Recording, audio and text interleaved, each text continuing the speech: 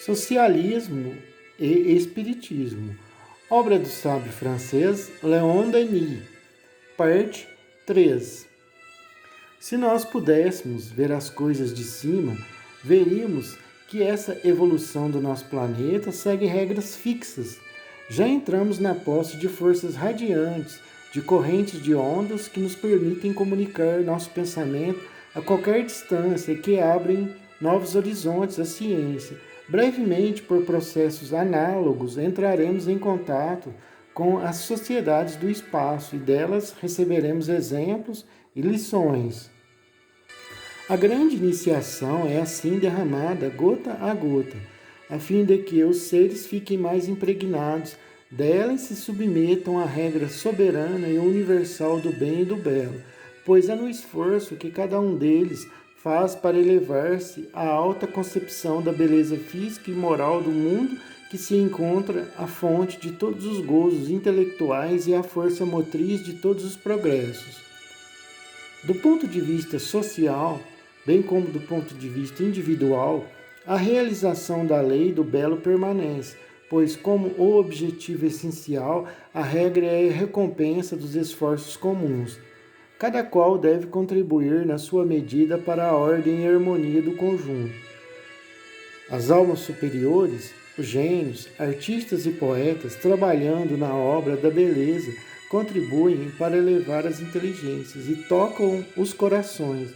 Outros cumprem as tarefas mais humildes que lhes incumbem, tarefas não menos necessárias à vida de todos, enquanto esperam elevar-se a um papel mais importante e mais estético no universo. É a essa lei sublime que se vincula a noção do direito e dever de todo indivíduo para participar da ordem social em razão de seu grau evolutivo.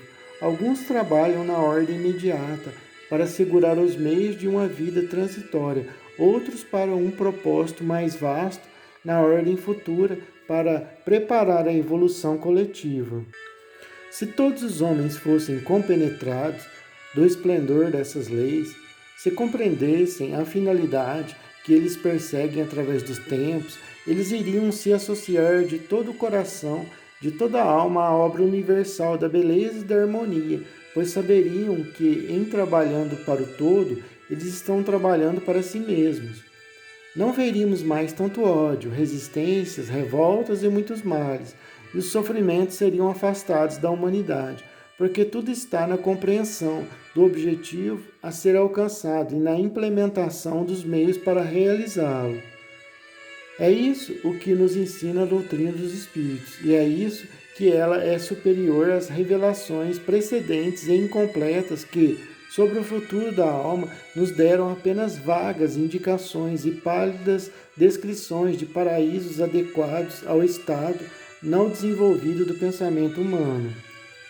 Vários leitores da Revista Espírita me indagaram o que eu penso da crise atual. Minha opinião importa pouco e prefiro resumir aqui à guisa de resposta as instruções dadas por nossos guias espirituais sobre este assunto complexo e delicado. As lições da guerra, dizem eles em substância, não trouxeram os frutos que se poderia esperar. Passado o perigo, a matéria caiu mais pesadamente sobre a mente. Ela superexcitou os apetites, as cobiças. Como barrar esse transbordamento de paixões que nos arrasta para o abismo? Suprimindo o meio que os desencadeia, o dinheiro. Daí a crise financeira que castiga o presente momento. Vós todos deveis vos sentir afetados do ponto de vista social ou financeiro. Cada qual deve olhar para trás, interrogar o passado e medir suas próprias responsabilidades. Só então poderá ocorrer uma reversão. Por uma lei imanente e superior, todo capital adquirido sem escrúpulos e sem trabalho será volatilizado. Pode-se prever ruínas sem número, a queda de vários grandes estabelecimentos. Do ponto de vista espiritual, é necessário regenerar o povo pelo trabalho e por uma nova orientação, pois é pelo trabalho que se pode criar os objetos necessários às trocas que são as fontes vitais da existência. O que serve para a troca? É o dinheiro. Então o dinheiro, que desde a guerra perdeu seu valor por causa de sua tão grande difusão, deverá recuperá-lo gradualmente em razão do esforço e do trabalho nacional. Vossos vizinhos tramam contra vós, mas as tramas deles se voltará contra eles próprios. Enfim, não pela perda de vidas humanas, mas pela perda de fortunas que vossa população compreenderá melhor a lei do trabalho e a ela se submeterá de bom grado. Ela ainda está com medo, o que é o começo da sabedoria. A crise será resolvida pela própria interação de eventos que o alto foi considerado útil deixar amadurecer. Ainda devemos esperar pela solução desta crise das lutas econômicas e políticas. Para o momento, importa que cada um volte a si mesmo. A espiritualidade vos ajudará com isso. Uma nação sem um ideal, sem um objetivo elevado, é logo reduzida a pó. Doravante, os círculos políticos mais opostos devem se inspirar em um ideal superior, em um ideal aliado ao mais amplo racionalismo. Assim, como para completar um afresco, uma pintura, é preciso um certo recuo por parte do observador. Da mesma forma, para julgar nossa civilização ocidental, é preciso observá-la do alto. Então, sob seus lados brilhantes, vê-se surgir a longa procissão de seus erros, suas faltas, suas misérias morais. Seu maior defeito é ter dado espaço demais às coisas da matéria, coisas passageiras e perecíveis em detrimento do espírito, cuja vida é imortal e infinita. Daí uma contradição com a lei suprema da evolução, e dessa contradição implica um estado social, uma situação problemática, distorcida e às vezes dolorosa. Devolvamos ao espírito sua supremacia e vejamos na matéria o que ela realmente é, um meio de ascensão e não uma meta. Aprendamos a conhecer e a nos comunicar com esse universo invisível no qual se desenrolam os nossos sentidos ilimitados. Aprendamos a colocar nossas vibrações e nossos pensamentos em harmonia com este mundo dos espíritos, onde somos chamados a viver nossa verdadeira vida. Cada humano é um pequeno polo vibratório.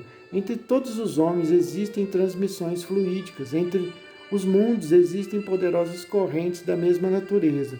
De uma maneira geral, há uma relação magnética entre todos os seres vivos e tudo se liga a uma causa única e superior, a um centro de forças que anima todo o universo. Pelo estudo do invisível, nós chegaremos a compreender melhor essa comunhão de seres e mundos da qual participamos, mesmo sem nosso conhecimento. De fato, o que é a intuição, a genialidade e a inspiração serão mensagens impressionantes de cérebros postos em vibração, pois já não estamos mais no tempo das mesas girantes. As relações se alargaram entre os diversos planos da vida espiritual, e do mais alto o ensinamento se depreende, chega-nos uma revelação que dissipa os enigmas obscuros da vida e do destino. Sentimos-nos imersos num oceano de força e de vida cujos recursos são ilimitados. Para continuar sua evolução, a sociedade terrestre tem de renunciar ao materialismo, que é insuficiente, e deve apoiar-se, de agora em diante, nessa noção mais alta das existências sucessivas do ser e de uma vida universal regida por leis de equidade e de harmonia.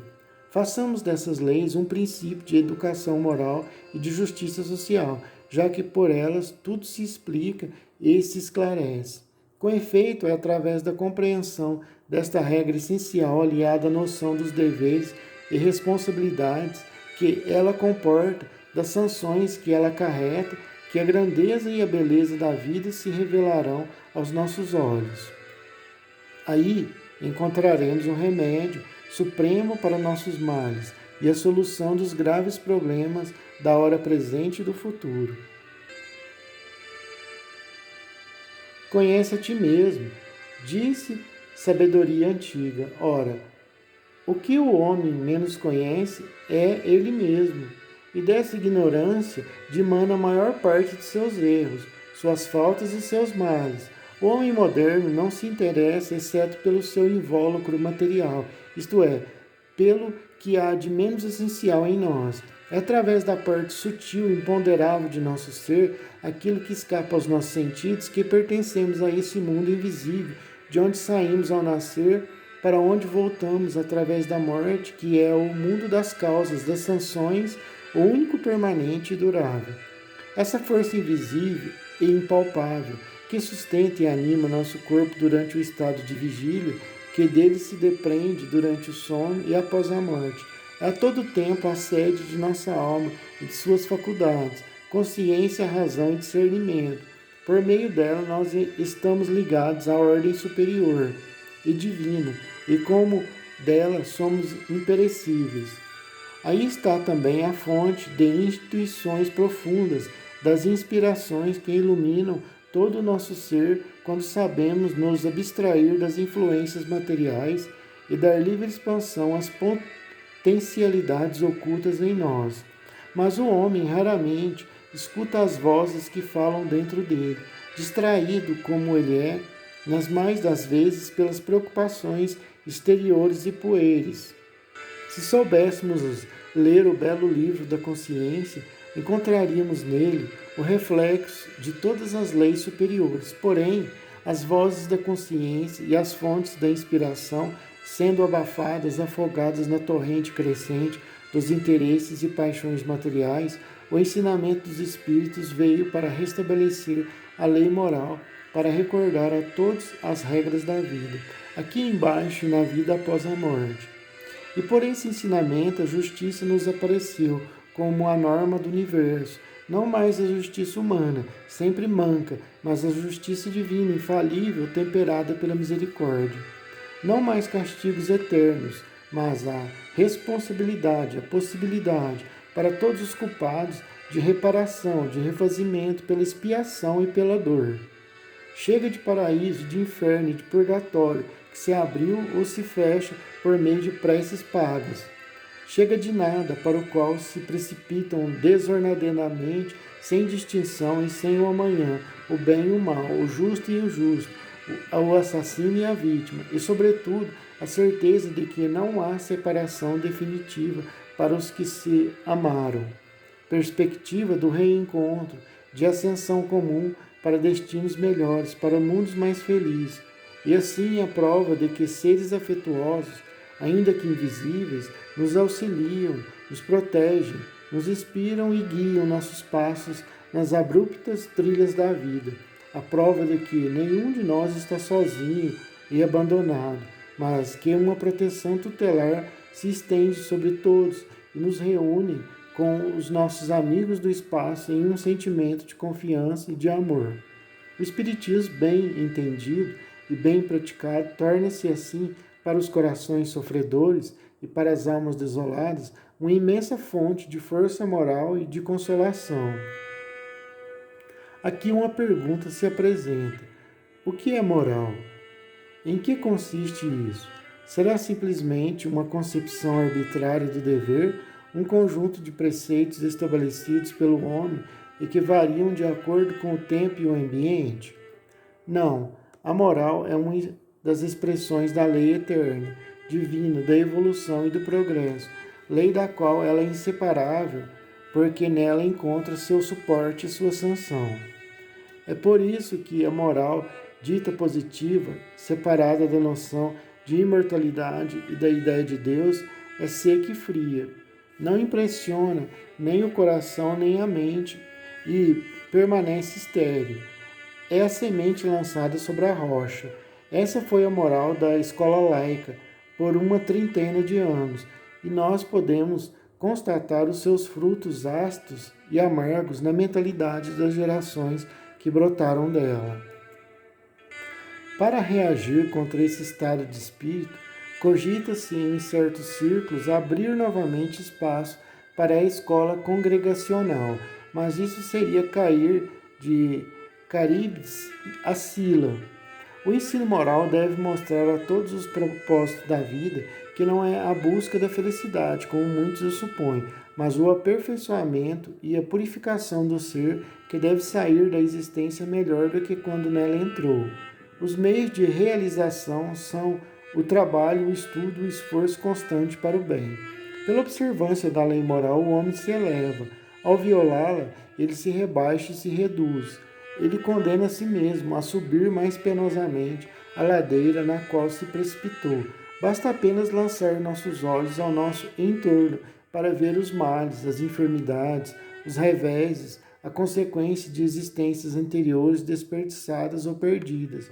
No entanto, como as mais óbvias e duras verdades e as lições da diversidade são difíceis de serem compreendidas pelo homem moderno, cujo espírito foi distorcido por tantos séculos de erro dogmático. Dessas considerações implica que, para ser mais segura e prática, a reforma social deve começar pela reforma de si mesmo. Nota: cair de Carábides a Sila é uma expressão equivalente a sair de um perigo e entrar em outro, com base em elementos da mitologia grega. Caríbides e Sila eram monstros marinhos que habitam os dois lados opostos ao estreito de Messina, que separa a península itálica da ilha da Sicília, personificando assim os perigos da navegação.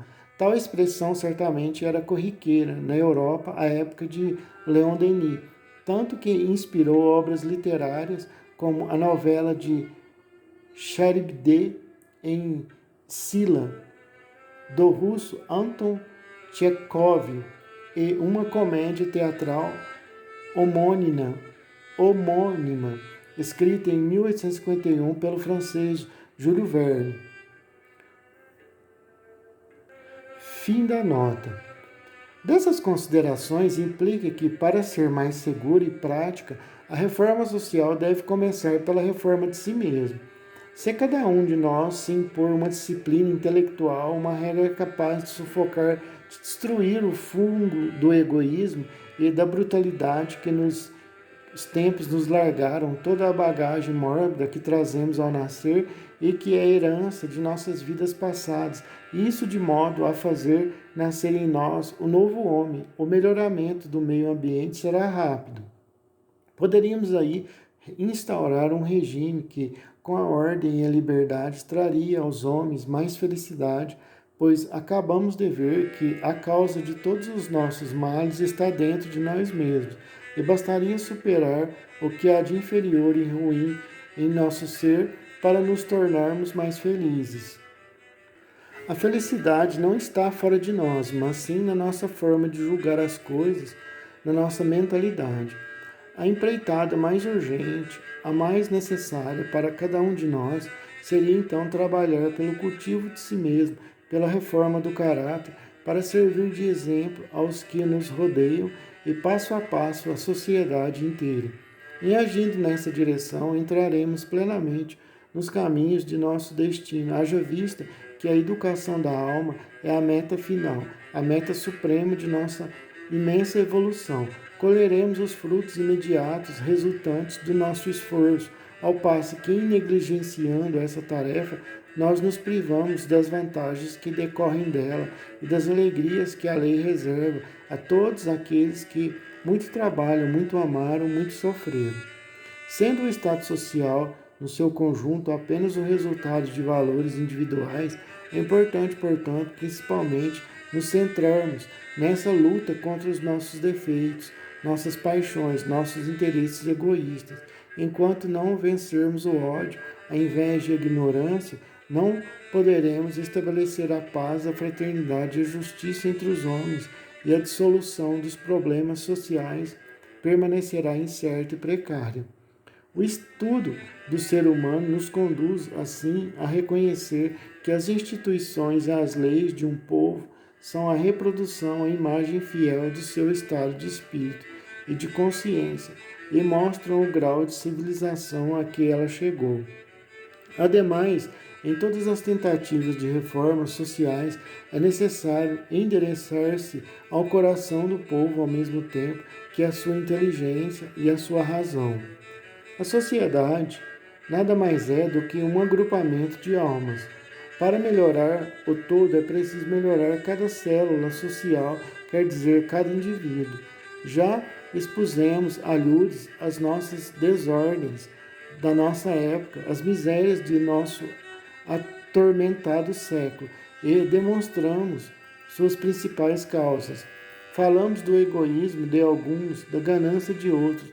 Vimos o ceticismo voluptuoso reinar alto, o alcoolismo, a devassidão assolar embaixo e, por cima de tudo, a ignorância do objetivo da vida, a incerteza do amanhã, o desconhecimento dos deveres mais imprescindíveis. Numa palavra, o enfraquecimento do caráter e a corrupção dos costumes. Se as mentalidades se acham deturpadas, se o livre-arbítrio está diminuído, se a força radiante do homem se encolheu, é porque adormeceu a fé em um ideal superior, em uma causa suprema. As belas paixões se extinguiram. Os atos generosos que mantêm a chama vivificante tornaram-se raros. Mas de que serviriam recriminações e críticas vãs?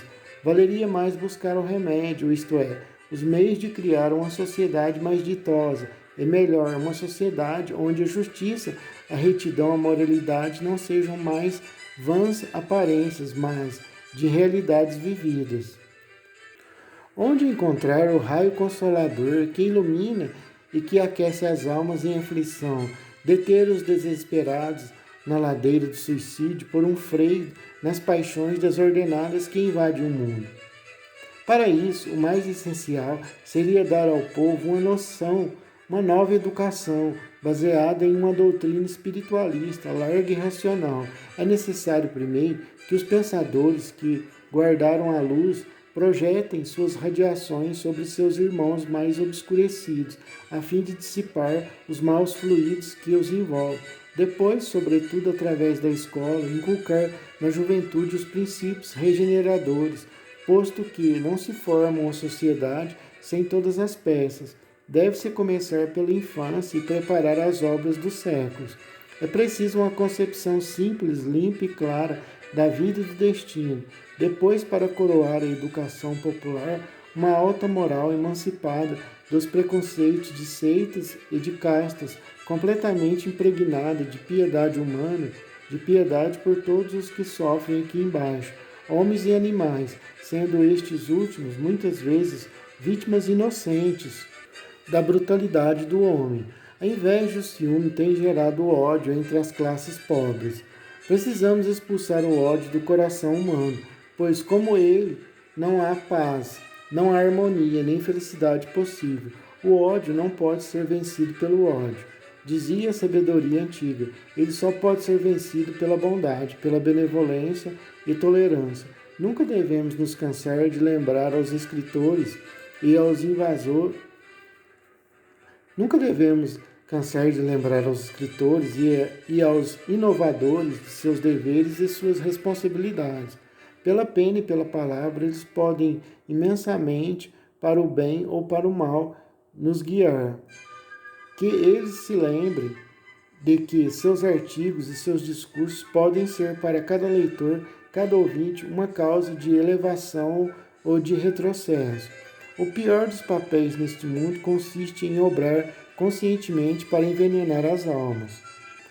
Carecemos de mais tolerância em nossos costumes e não lançar anátema àqueles que pensam diferente de nós. Apraz-me reconhecer de minha parte que entre os nossos contraditores há pessoas de mérito, dignas de consideração e de estima. A nossa educação deverá insistir na noção das vidas sucessivas, porque enquanto essa grande doutrina não vier aclarar a estrada do homem na terra, a incerteza persistirá para ele com tentativas e erros, e todos os males que nascem do desconhecimento do propósito. Da mesma forma como devemos nos desprender pelo pensamento de nosso minúsculo planeta e considerar todos os mundos para vislumbrar a unidade do universo e a majestade de suas leis, é somente abraçando com um olhar o panorama de nossas existências que nós podemos conhecer o vínculo que os liga entre si e os alia ao princípio de justiça que rege todas as coisas.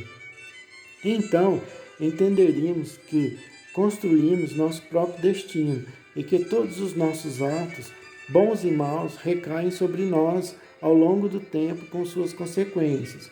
Nossa maneira de viver e de agir seria, sem dúvidas, profundamente modificada, mas isso é impossível por duas razões, uma moral e outra fisiológica. De acordo com a situação da maioria de nós, nos degraus inferiores da escada da evolução, nossas vidas passadas são, em geral, apenas um tecido de erros, de fraquezas, cujo conhecimento, ao nos hipnotizar, paralisaria nossa iniciativa e enfraqueceria nossos esforços. Do ponto de vista fisiológico, nosso cérebro material é incapaz de reproduzir a memória de eventos dos quais ele não participou. Porém, nas profundezas de nossa memória, naquela que está na moda chamar subconsciente, todas as aquisições anteriores subsistem e daí provém nossas aptidões, nossas faculdades, os traços de nosso caráter, todos os elementos de nossa personalidade, ou seja, aquilo que é de mais essencial para cumprir a tarefa de cada nova vida. Temos agora, nas manifestações dos espíritos, inúmeras provas da sobrevivência, mas na ausência dessas provas basta observarmos atentamente, sem preconceitos, sem ideias preconcebidas, para testar que nossas necessidades intelectuais ultrapassam os limites de nossa vida, que nossas aspirações e nossas tendências excedem o estreito quadro da existência atual. Em qualquer ser um tanto evoluído, observa-se algo como um reflexo, um resumo, uma síntese das potências universais, matéria, força e espírito. E por esses três aspectos nos sentimos conectados a esse imenso universo e ao seu propósito. Só as formas passam e desvanecem, as forças se refinam e a alma permanece indestrutível. Devemos compreender que tudo no universo, justiça, verdade, moral, tudo se conecta e se funde em um único princípio que é a lei vivaz do universo e se identifica em Deus.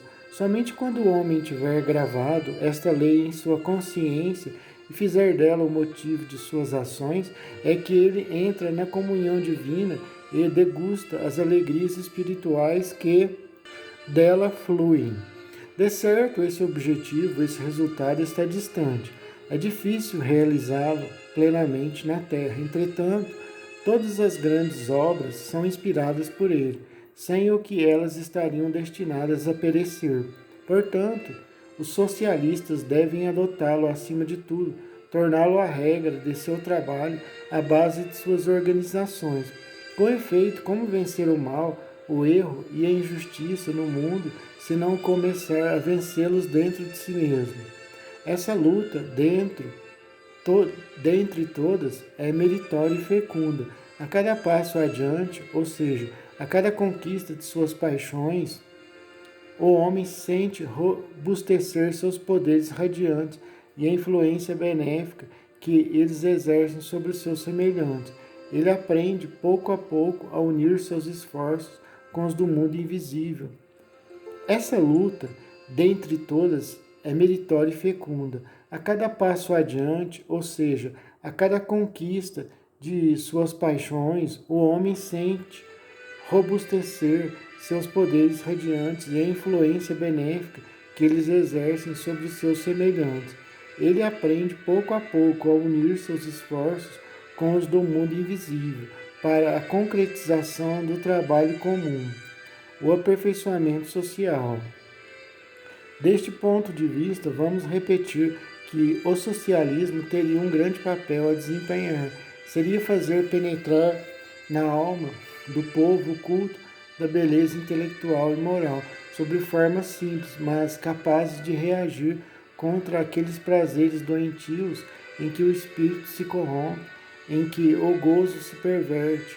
Seria elevar o pensamento para o ideal em que converge toda a evolução universal para aquelas alturas onde irradiam a luz, a verdade e a bondade. Porque não basta garantir o bem-estar material. É preciso também dar ao homem a força moral que o sustentará nas provações, nos reveses, nas doenças, como diante da morte daqueles que ele amou. Todas as vantagens materiais, os salários mais altos, não são suficientes para preservar o homem do desânimo, do desespero nas horas dolorosas. Por exemplo, quando ele vê descer na cova o caixão daqueles que lhe eram queridos, quando ele se sente tocado em seus sentimentos íntimos, em seus afetos mais profundos. Não há doutrina que possa nos trazer tanta consolação e conforto quanto o novo espiritualismo, porque ele nos mostra que tudo sobrevive para evoluir. As almas que nos precederam na vida após a morte nos guardam os tesouros de sua ternura, nos protegem, nos assistem nas circunstâncias difíceis e a nós encontraremos um dia para percorrermos juntos nossas etapas evolutivas. Podemos até obter provas da sua sobrevivência e do interesse que essas almas continuam tendo por nós. Muitas vezes observei que o trabalho manual para a maioria dos trabalhadores é puramente mecânico e deixa toda a liberdade ao pensamento. Se este pensamento fosse regulado, disciplinado, orientado para um objetivo elevado, ele poderia se tornar um meio potente de aperfeiçoamento para o indivíduo e, por reflexo, para todo o ambiente circundante, enquanto o pensamento quase sempre flutua sobre assuntos poeiros e vazios, perdendo assim toda a sua pujança educativa e social. Tal como diz a sabedoria oriental, nós somos o que pensamos. Aquele que fala e age a partir de um pensamento puro, a felicidade o segue como uma sombra. Mas os ocidentais não sabem regular o jogo de suas faculdades, e é por isso que a existência é muitas vezes tão estéril para seu avanço. Vieram à Terra para nela crescer intelectual e moralmente, e eles saem dela como vieram. Saem sem se preocupar com possíveis recaídas, renascimentos nos meios grosseiros e inferiores, onde a tarefa será mais penosa e a sorte mais rigorosa. A lei da jornada de 8 horas dá ao operário mais lazer para o trabalho intelectual e para o cultivo de si. Que ele saiba então aproveitar isso. Não percamos de vista que nossas responsabilidades são medidas pelo alcance de nossas liberdades e pelos nossos meios de ação. E isso se aplica aos homens de todas as classes e condições. Cumpre que todos aprendam a arrebatar algumas vezes o seu espírito dos atoleiros terrestres, a lançar seu olhar para aqueles vastos horizontes onde o destino os chama.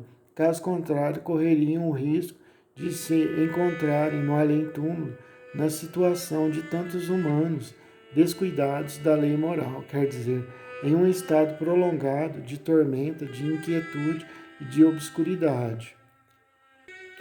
Então não será demais repetir que toda a destinação do ser, que as condições de sua vida futura, sua situação no além e tudo mais é regido por uma lei imanente que traz em si sua sanção. O homem, por suas ações, cria em si mesmo, em sua alma, a luz ou a sombra.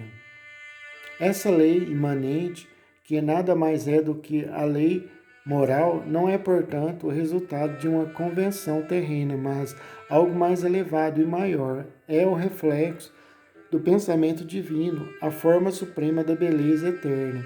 Só por ela conseguimos triunfar sobre os baixos instintos e as influências inferiores, direcionando nossas forças para um objetivo sempre mais alto.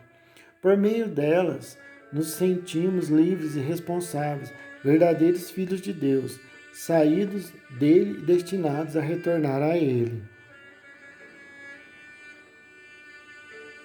A rivalidade entre os partidos às vezes desperta paixões bastante violentas para obscurecer as inteligências mais elevadas e falsear os melhores julgamentos. Assim, convém não tocar nas questões sociais senão com a maior prudência. É preciso se aproximar do término de uma longa carreira, ter adquirido uma experiência madura dos homens e das coisas, estar afastado previamente das contingências terrenas para se falar delas com uma serena imparcialidade. Este é um pouco o meu caso, e é por isso que me propus abordar essas questões com uma íntegra franqueza. Recebi sobre este assunto um certo número de cartas que representavam as mais variadas nuances de opinião, desde as mais calorosas aprovações até as críticas mais amargas. Não podendo responder a todas, remeto aos seus autores indiscriminadamente, amigos e adversários, endossadores ou críticos, uma irradiação do coração, um pensamento igualmente simpático. Somente peço aos meus contraditores que bem queiram esperar o fim dos artigos que estou ditando antes de me julgar e me condenar. Em todos os tempos e em todos os meios, a questão social tem sido objeto das preocupações de pensadores, filósofos e políticos. Ele deu origem a uma infinidade de teorias e sistemas, um caos confuso em que pesquisador dificuldade em encontrar o fio da Ariadne, que o impelirá de se perder. Em todos os tempos e em todos os meios, a questão social tem sido objeto das preocupações de pensadores, filósofos e políticos. Ela deu origem a uma infinidade de teorias e sistemas, um caos confuso em que o pesquisador tem dificuldade de encontrar o fio de Ariadne, que o impedirá de se perder. Ainda hoje, os socialistas se dividem em escolas diversas. Os alemães, em grande número, prendem-se às teorias de Karl Marx, que se inspiram de um materialismo brutal, preconizando a luta de classe e conduzindo logicamente à ditadura do proletariado, ou seja, ao bolchevismo. Ora, sabemos o que esse regime fez com a Rússia. Voltaremos a este assunto mais adiante. Com o sucesso dos exércitos alemães em Sadowa e depois em Sedan, as teorias marxistas alcançaram grande extensão. A social-democracia tornou-se asaz poderosa para impedir a Grande Guerra. Mas, malgrado a promessa feita a Juarez, não só ela voltou os créditos militares solicitados pelo imperador em vista dessa guerra, como nela tomou uma atitude pérfida e cruel. Por este fato, ela assumiu ante a história uma pesada e terrível responsabilidade. Nota: fio de Ariadne é uma metáfora para representar a linha guia, a solução, a saída para uma determinada questão. Na mitologia grega, Teseu lança-se no labirinto construído por Dédalo, labirinto do qual ninguém jamais encontrara saída, a fim de ser devorado pelo Minotauro em sacrifício aos deuses. Contudo, apaixonada por Teseu, Ariadne, filha do rei Minos, e que conhecia a solução do labirinto, ajuda-o a se salvar fornecendo-lhe um fio de lã indicando a saída.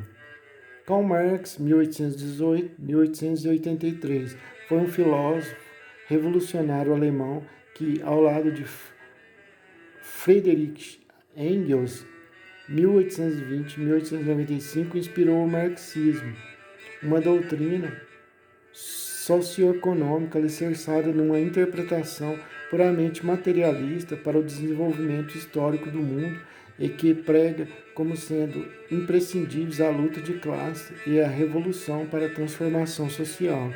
Provavelmente uma referência à Batalha de Sadowa, em junho de 1866, que foi decisiva para a vitória dos alemães na Guerra Austro-Prussiana.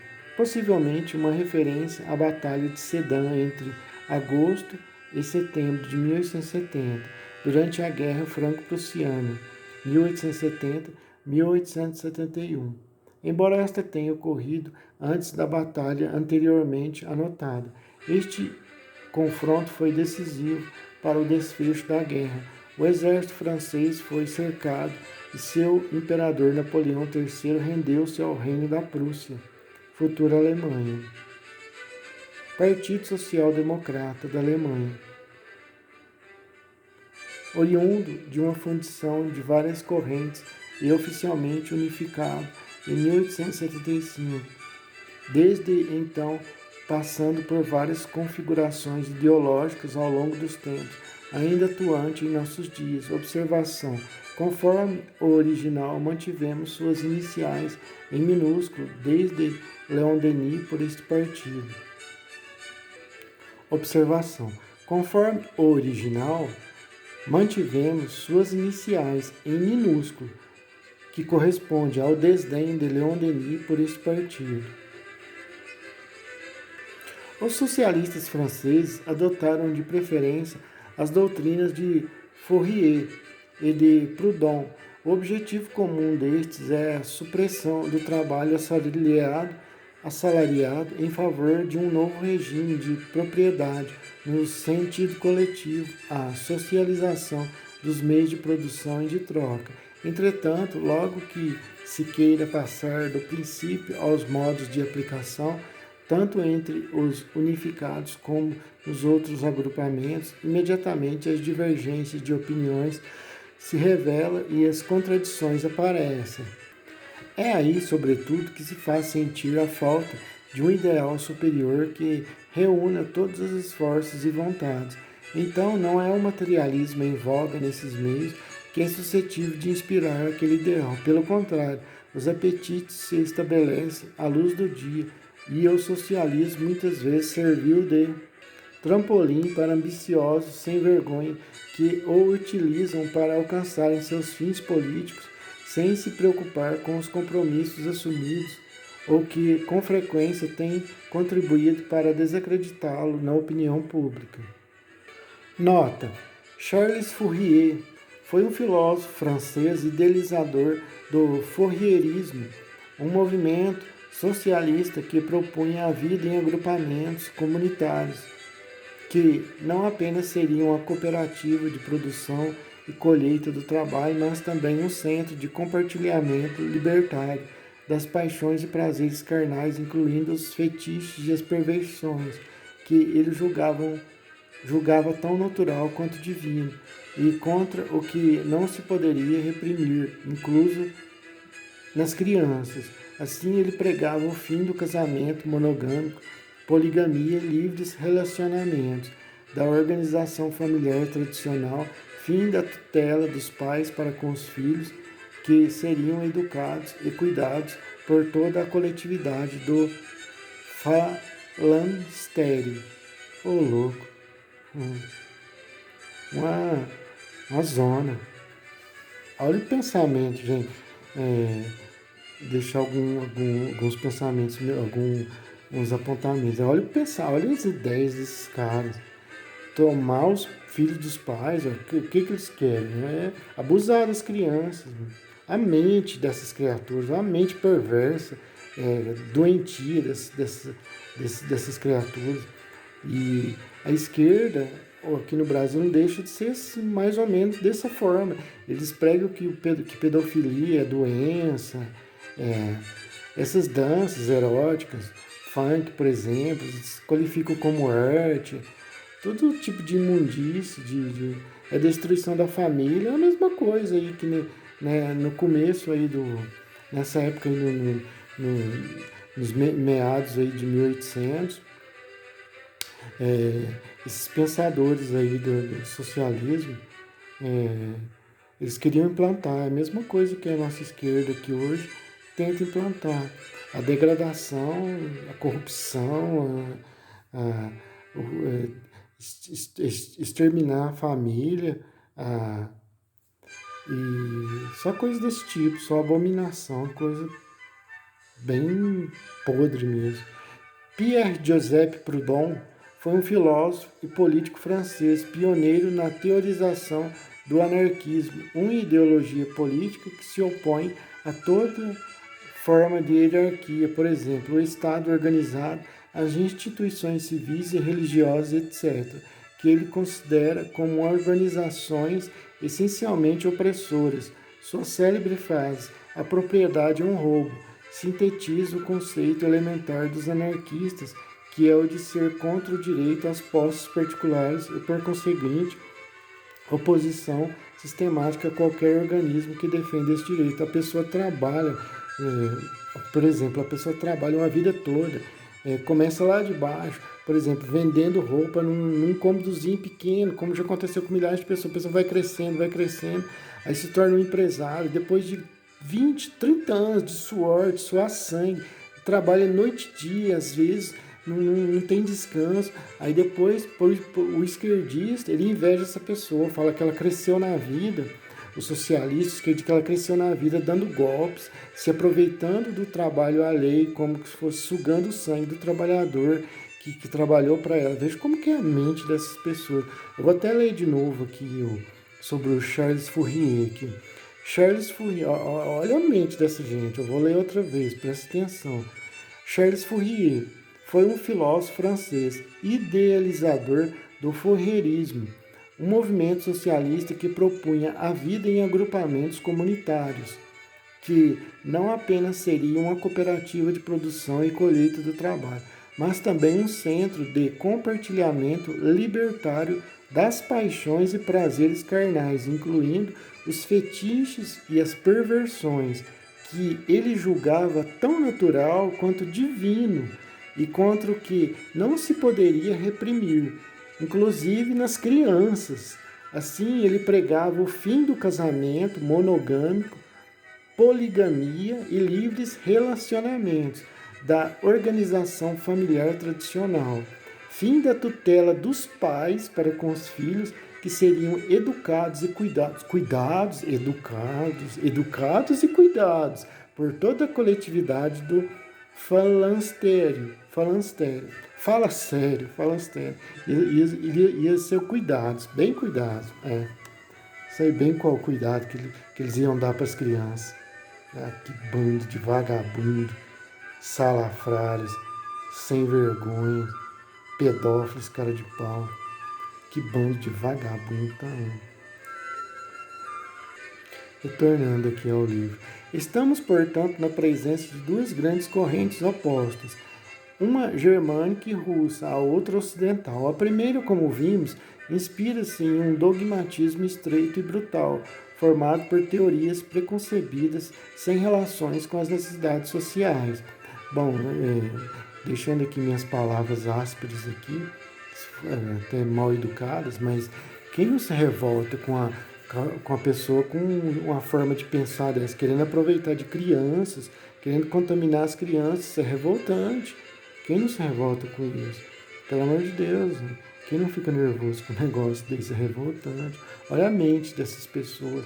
Aquele Boulos, aquela Maria do Rosário, Haddad também. Haddad tentou implantar uma cartilha erótica para crianças de 6, 7 anos nas escolas. Olha a mente dessa gente. Boulos, Freixo, a Jean Willis, aquele cara, meu Deus, essa gente é tudo assim, pelo amor de Deus. Não sei como que as pessoas ainda acreditam nessas pessoas e votam nessa gente. A primeira, como vimos, inspira-se em um dogmatismo estreito e brutal, formado por teorias preconcebidas sem relações com as necessidades sociais. Ela conduz diretamente à dominação exclusiva de uma classe, ao terrorismo e ao nivelamento. O senhor Hasnard, no seu estudo bem documentado sobre os partidos políticos alemães, aponta que os socialistas,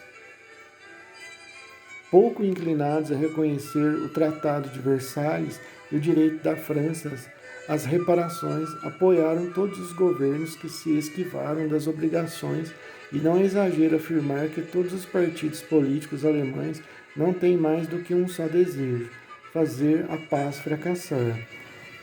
A corrente ocidental francesa e inglesa é bastante organizada, construtora.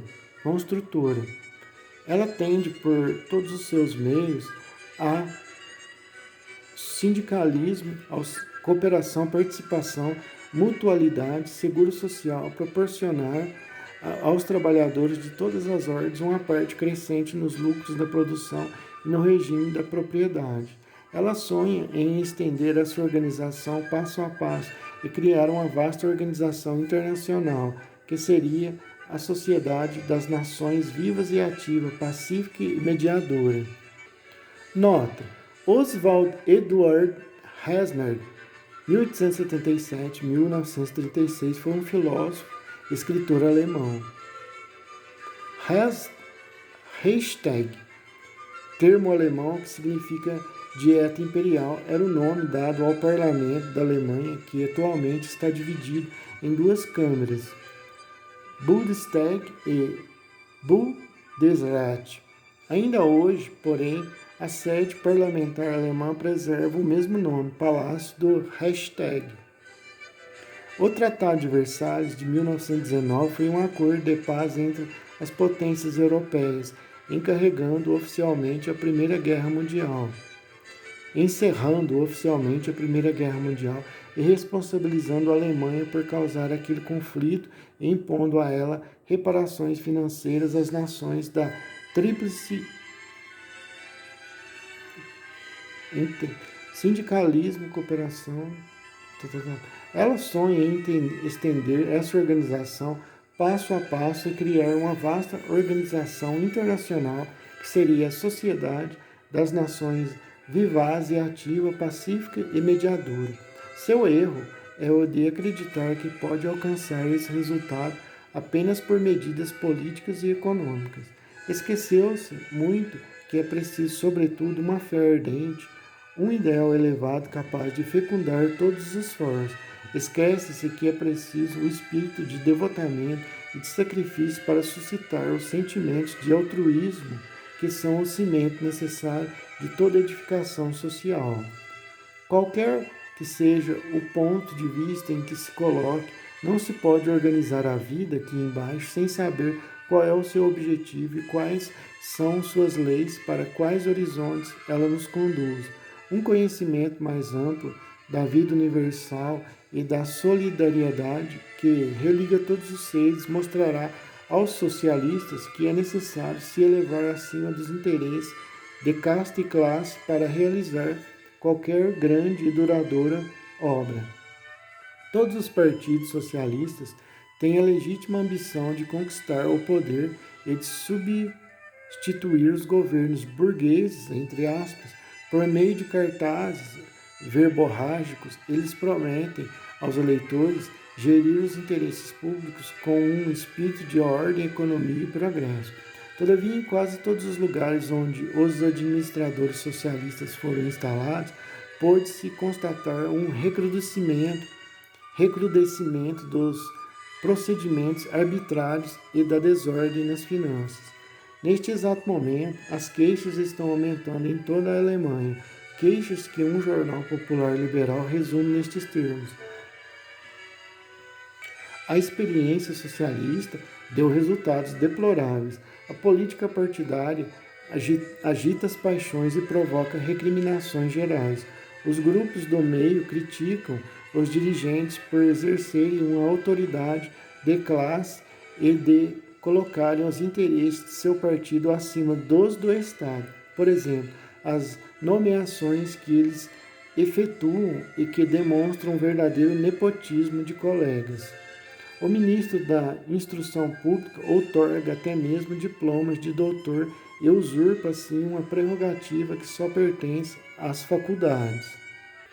Os protestos e reclamações de controle visando os atos dos socialistas dirigidos a Berlim são evadidos pelo chanceler. Poderíamos lembrar que na França, pelo fato de municipalidades se tornarem socialistas em várias de nossas grandes cidades, as finanças ficaram prejudicadas, inclusive em alguns departamentos, pela gestão do Conselho Geral.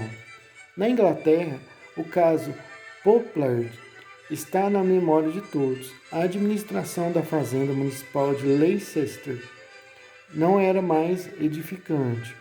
É verdade que o Ministério do Trabalho manifesta intenções muito louváveis e um desejo ardente de resolver os difíceis problemas que pesam sobre a situação da Europa. É preciso igualmente levar em conta a inexperiência dos socialistas, que muito raramente tiveram a oportunidade de adquirir o conhecimento das questões e o manejo de interesses que é parte das velhas classes dirigentes.